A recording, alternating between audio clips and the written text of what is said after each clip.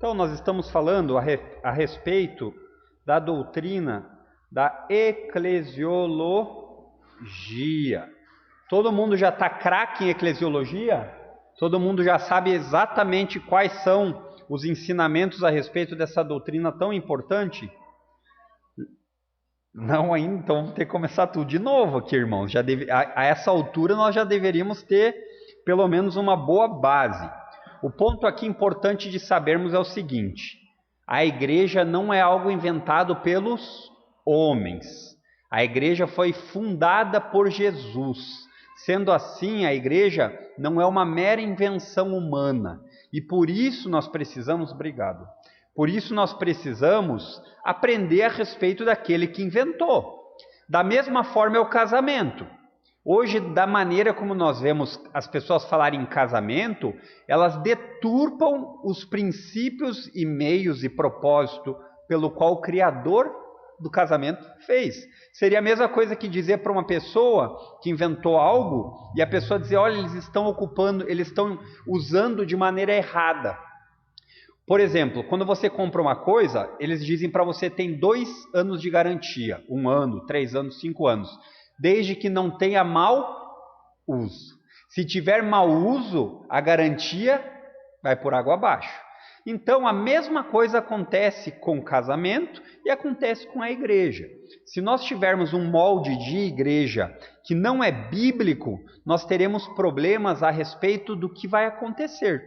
E nós vimos aqui já em algumas quartas, boa parte das quartas através da internet, e as últimas, acho que 1 ou 2, né, aqui, que existe aquele lado dos desigrejados que acham que não precisam de igreja, porque eles conseguem se alimentar espiritualmente sozinhos, e nós já vimos que isso é uma furada, nós já vimos que não tem base bíblica, e do outro lado existem aqueles que acreditam na espiritualidade e na comunhão da igreja, mas que não estão frequentando uma igreja bíblica.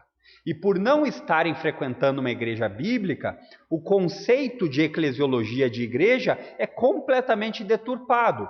Pessoas que vão em locais onde ungem rosas, pegam uma rosa, uma flor e ungem.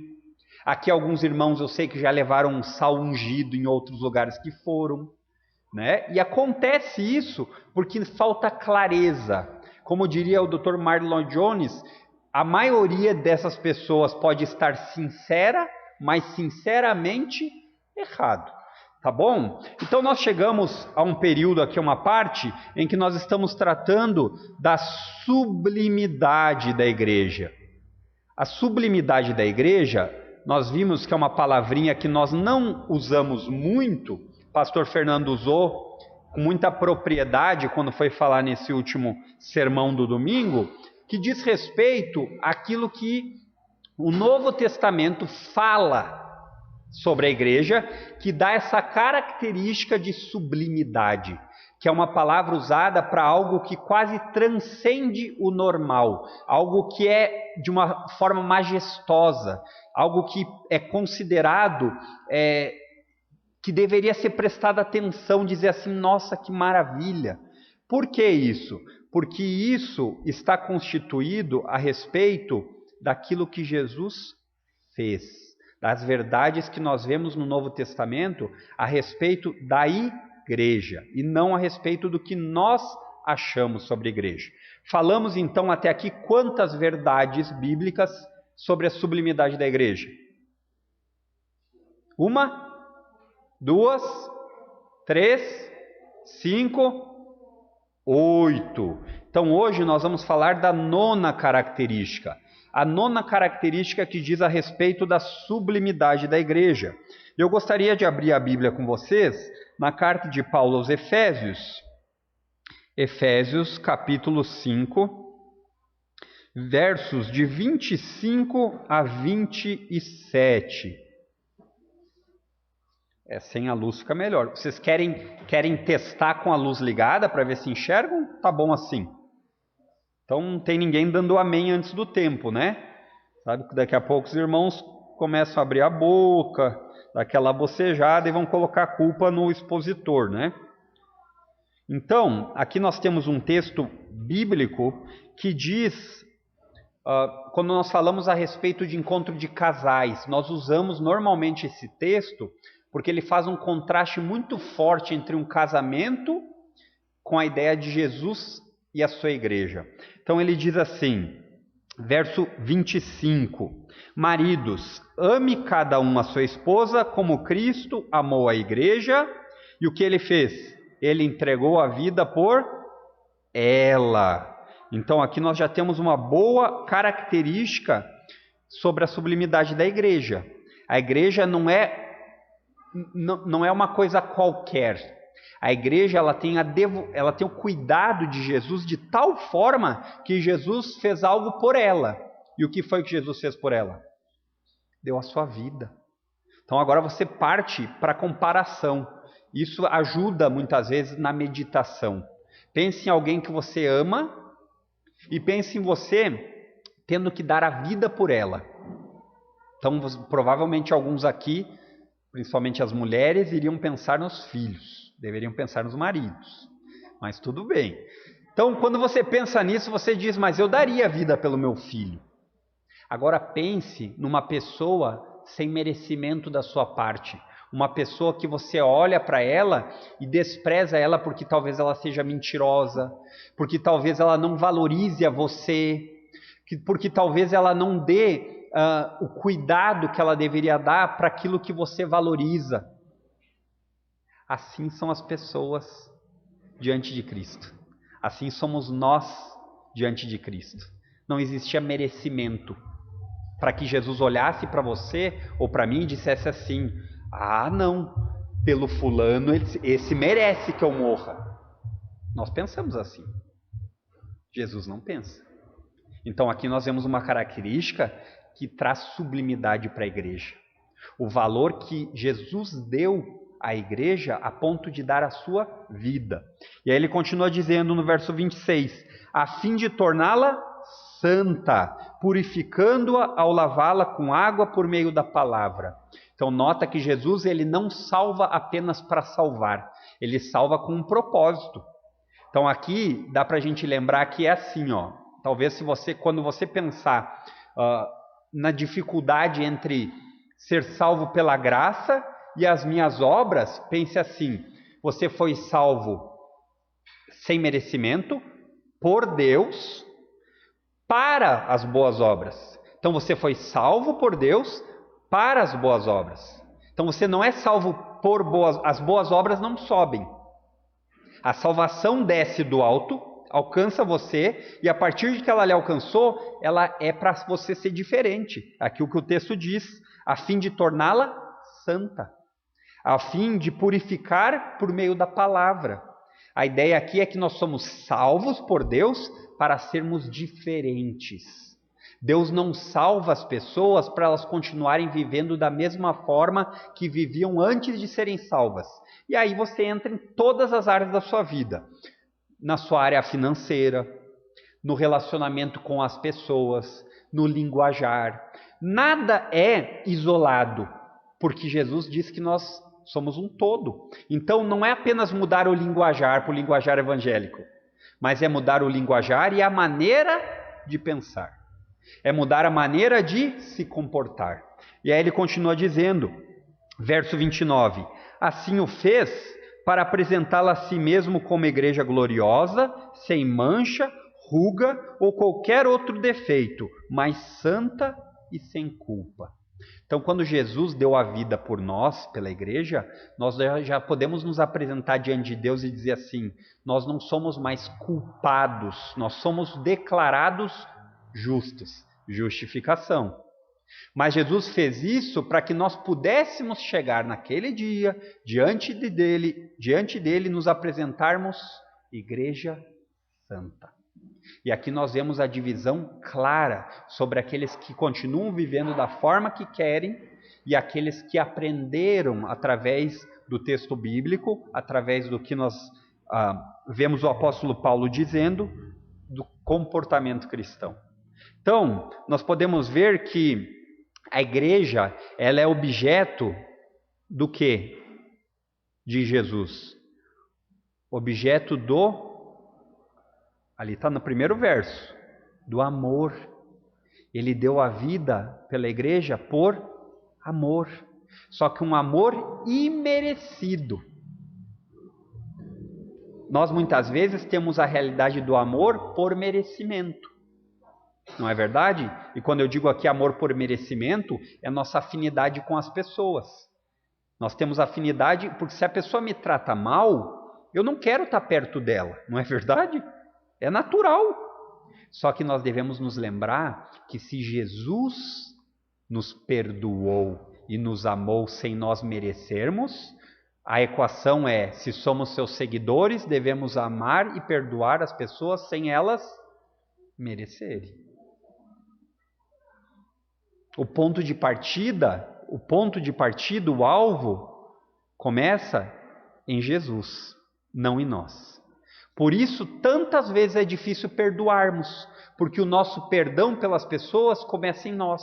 Ah, não, mas essa pessoa ela fez algo que me machucou muito, então eu não vou conseguir perdoar ela. Se você partir de você, você não vai conseguir perdoar ela. Mas você, como crente, não pode partir de você. Tem que partir de Jesus. E aí a equação fica fácil. Bom, então se Jesus me perdoou sem eu merecer, eu rejeitando a Ele como Salvador, Jesus me perdoou, eu muitas vezes maldizendo a Deus. Não existe nenhum mérito aqui para eu chegar diante de Deus e dizer assim, eu preciso ser salvo porque eu sou merecedor. Não existe.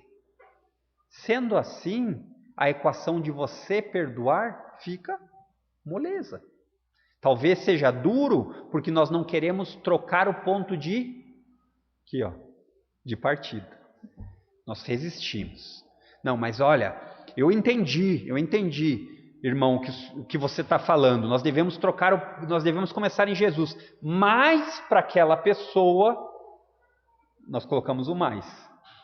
Mas aquela pessoa, ela fez algo... Queridos, nós estamos falando de o ser mais importante do universo. O Deus que criou os céus e a terra. E Ele perdoa. Como nós, que estamos na mesma escala de valor com os outros seres humanos, não iremos perdoar. Isso é muito importante que nós meditemos a respeito. E fica alimentando tua mente com essa verdade. Para que aquele momento que isso for necessário, o seu desejo do coração que ainda luta, da luta da carne contra o espírito, a ideia da parte pecaminosa lutando contra a nova natureza, né? A ideia de que você, num primeiro momento, você vai dizer assim, eu não vou. Aí você lembra do ensino. Aí você diz assim, apesar de internamente eu não desejar, eu vou direcionar o meu foco para o ponto de partida correto. Isso faz diferença. Agora não vai ser fácil. Pastor Fernando aqui falou aquele dia, quando nós estávamos aqui na reunião do sábado à tarde. Ele disse assim, essa foi a frase dele. Nós vivemos falando a respeito de sofrimento e de sofrer por Cristo. Só que isso parece que está tão distante a todos nós. Só que um dia vai chegar. E quando chegar, aí a fé é provada. Aí nós vemos se a fé era verdadeira ou não. Por quê? Porque aí vai ser aquele momento de você escolher. Seguirei ao meu bom mestre, aonde quer que for, irei, ou seguirei os meus desejos próprios. Vai acontecer. Né? Muitas vezes a gente fala de perseguição, quando eu falo aqui perseguição, a ideia de perseguição por sermos crentes. A gente fala aqui e diz, vai chegar talvez tal. Eu não estou dizendo que eu quero isso, tá? Eu não quero, mas é possível que chegue. E se eu não alimentar a verdade das Escrituras na minha mente, talvez no dia que ela chegar, porque eu não me preparei para o momento escuro da alma, talvez eu vacile, talvez eu caia. E isso acontece muito quando nós não nos preparamos. Então, nós vemos que a igreja, em nono lugar, ela é sublime porque ela é objeto do amor de Cristo. E ela também tem o cuidado especial de Cristo. Então, aqui, sempre é importante nós fazermos alguns exercícios de comparação. Então, quando você pensa no cuidado especial, novamente, pense numa pessoa que você ama. Novamente, mães, de novo, os filhos. Mas tudo bem, normalmente é assim que vai acontecer, né? Então, quando você pensa no cuidado especial, você diz, filho, cuidado, se agasalha. Filho, não bota a mão numa coisa perigosa, não pega ali, não faz assim, não faz assado. Mas você fica quanto tempo com o seu filho? Talvez poucas horas durante o dia. E o resto do dia você não consegue estar junto com ele. E você não tem poder sobre ele ou sobre as coisas que acontecerão com ele, não é verdade? Nós não temos esse poder. Nós até desejamos muitas vezes ter, porque nós amamos e queremos cuidar de maneira especial, cuidado especial. Mas nós somos imperfeitos, não somos todo-poderosos, não somos qualquer coisa é capaz de tirar a nossa habilidade de cuidar de maneira especial daqueles que nós amamos. Então, se você pegar uma gripe forte, estamos em tempo ruim de pandemia, provavelmente, se você pegar uma gripe forte, você não poderá cuidar porque você terá que repousar. No entanto, Jesus, quando ele cuida de maneira especial da sua igreja, não existe nada que o impeça. As perseguições que acontecem, muitas vezes acontecem porque ele quer que aconteça. Endurecerei o coração de Faraó e mostrarei a minha glória nele, nos cavalos de guerra, para que todo o Egito veja e saiba que eu sou o Senhor. Muitas vezes Deus vai permitir, Deus vai até mandar perseguições para refinar-nos. A diferença é que Jesus, ele é todo poderoso. E o cuidado especial dele com nós não depende do estado físico, emocional ou de momento, como nós. Ele é capaz de nos cuidar de maneira especial, a sua igreja, porque ele é todo poderoso. Então, quando você escuta uma promessa na Bíblia, grave na sua mente, porque Deus é poderoso para cumpri-la. Se ele disse, ele pode cumprir. Então isso ajuda nos momentos difíceis da nossa alma. Isso ajuda naqueles momentos em que nós estamos deprimidos, estamos passando por algum problema grave.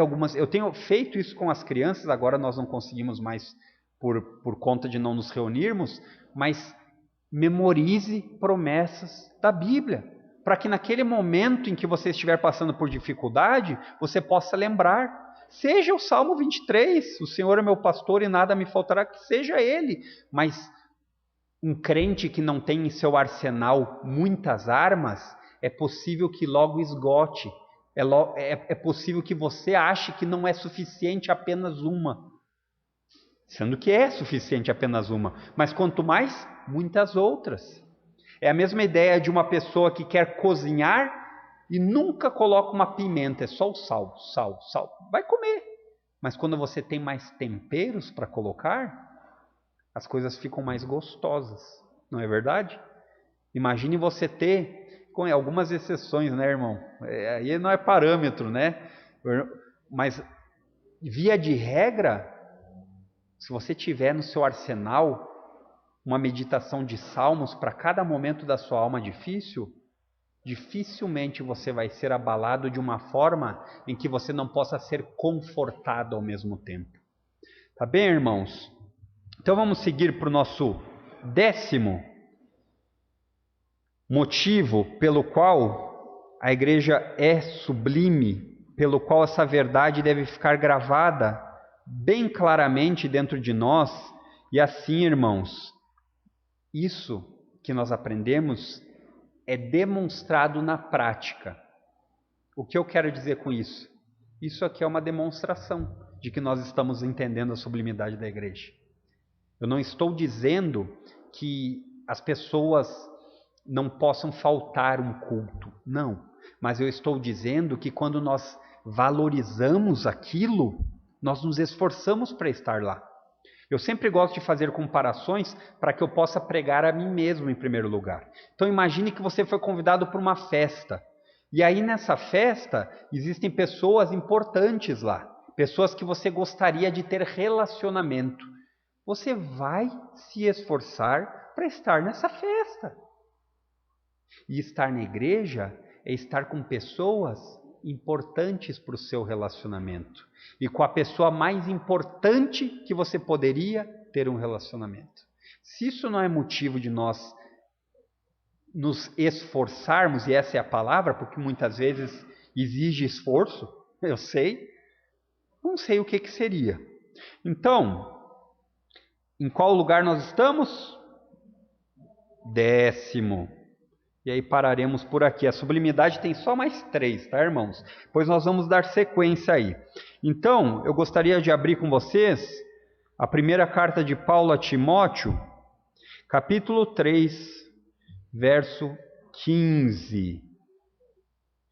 E aqui diz respeito, novamente, à ideia de por que a igreja tem essa característica que nós falamos de sublimidade. O que atribui à igreja, quais são as verdades bíblicas que atribuem à igreja a sublimidade? Hebreus, 1 Timóteo, Hebreus é o próximo, 3,15.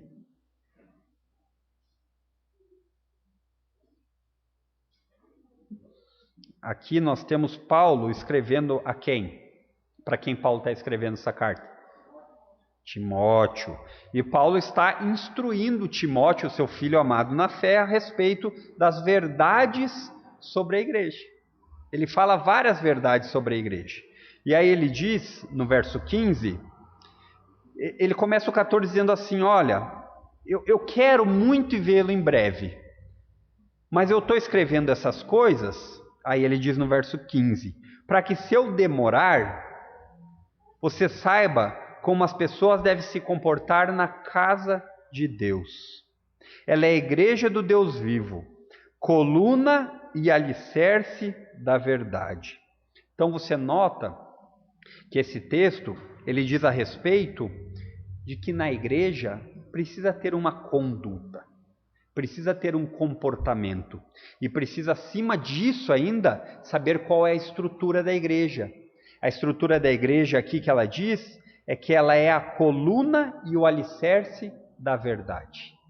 Então, o que sustenta a igreja é a proclamação da verdade.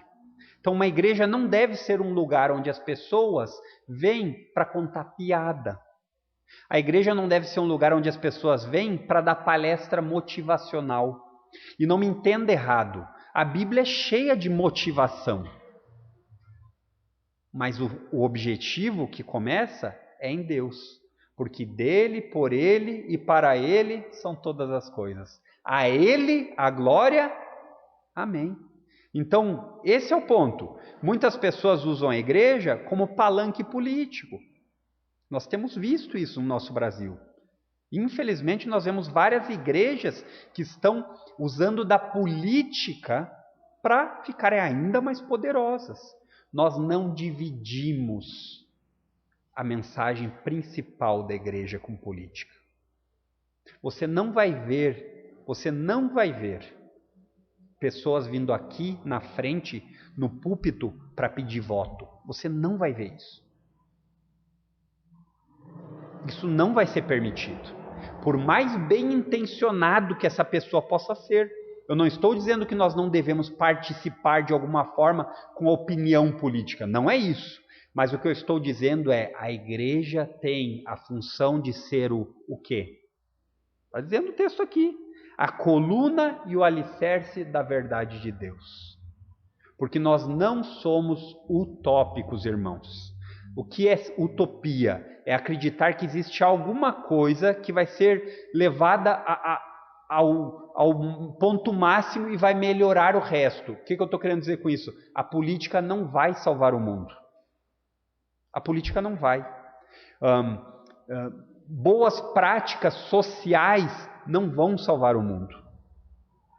Embora sejam bem-vindas. Porque o que salva o mundo é o Evangelho. O que salva o mundo é as pessoas se arrependerem de se rebelarem contra Deus. E essa é a função da igreja. A igreja, ela é a casa do Deus vivo. E aqui, quando Paulo fala, é claro que Paulo não está usando casa no sentido mais de local físico, porque a igreja são os crentes. Nós começamos lá no começo dizendo que a igreja é a reunião de crentes que se reúnem para glorificar a Deus e proclamar a verdade do evangelho da salvação. Essa é a ideia. Então a igreja é a casa do Deus vivo e ela também é o sustentáculo, palavrinha diferente também, sustentáculo da verdade. Então seria mais ou menos o seguinte: sabe qual é o símbolo do direito, da advocacia? Alguém aqui lembra? É uma balancinha com a ideia de julgar justamente. Essa é a ideia. A ideia é ótima. A igreja, ela tem como seu símbolo uma cruz. E quando eu digo aqui que ela tem como seu símbolo uma cruz, eu não estou dizendo a cruz no sentido que nós adoramos a cruz, mas eu estou dizendo que o significado daquela cruz para nós é o que sustenta a verdade. Jesus veio, Jesus viveu entre nós, Jesus tabernaculou, ou seja, ele fez um tabernáculo terreno, ele andou entre nós, ele morreu, ele ressuscitou e hoje ele está sentado à direita de Deus intercedendo pelos crentes. Então, a igreja, ela é sublime porque ela deve ser o guardião da verdade. Guardião da verdade. Então, deveria ser a igreja o local onde as pessoas, elas querem ir para escutar aquilo que Deus fala sobre a sua palavra, mas não é. Muitas vezes a igreja é o local onde elas querem ouvir aquilo que elas estão precisando no momento. Então elas estão numa crise financeira, elas querem ir lá escutar como é que ela faz uma promessa para sair da pindaíba. Ela está passando por um momento de dificuldade amorosa, ela quer ir lá para ver se ela consegue fazer algum tipo de simpatia, só que nunca vão usar essa palavra, para arranjar um marido ou uma esposa. E por aí vai, irmãos. Mas a igreja não é sublime por causa dessas aberrações. A igreja é sublime porque ela é o sustentáculo da verdade. E a verdade de Deus. Conhecereis a verdade e a verdade vos libertará. A verdade que liberta é a palavra de Deus. Não é algo que a gente imagina e daí a gente faz algum tipo de teologia. Certo, irmãos? Então, por hoje nós vamos parar por aqui e tem mais duas que daí nós fazemos na semana que vem e aí nós vamos entrar na liderança da igreja, nós vamos falar nos grupos distintos de líderes, vamos falar sobre apóstolos, quais são os apóstolos que ainda existem, vamos falar sobre isso. Então deixei vocês curiosos, é para vocês não perderem. Tá bem, queridos? Então Deus abençoe todos, até domingo.